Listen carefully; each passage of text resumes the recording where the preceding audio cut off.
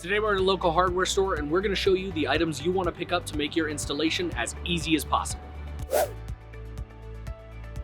Alright, so we're inside now, stopped in the screws aisle to show you exactly what you need for your project. For interior projects, as I mentioned, you do want to pick up some drywall screws anywhere between 1 3/4 to 2 inches like these. And then for your exterior projects not going into concrete, that's what these guys are for, the non-corrosive decking screws. Again, 1 3/4 to 2 inches. Those are for your exterior projects, things like OSB, plywood, anything that's not concrete.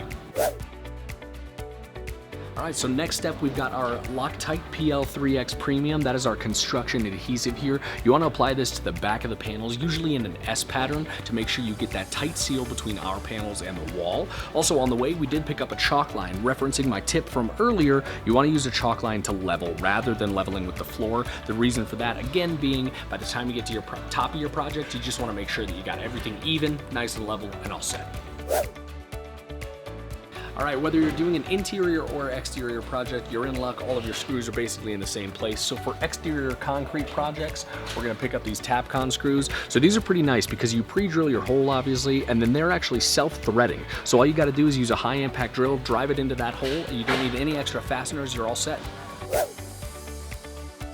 Another question we often get about GenStone is what type of saw do I use? The nice part about GenStone is that you don't have to use any specialty type of blade or anything. I always tell my clients your standard hand saw, something like this, or a table saw is going to get that job done for you without having to go through the extra cost of those specialty blades. And then on that same note, if I can also recommend picking up a pair of safety goggles while you're at it, you just want to make sure that with this and a pair of gloves, that you're getting your job done as safely as possible.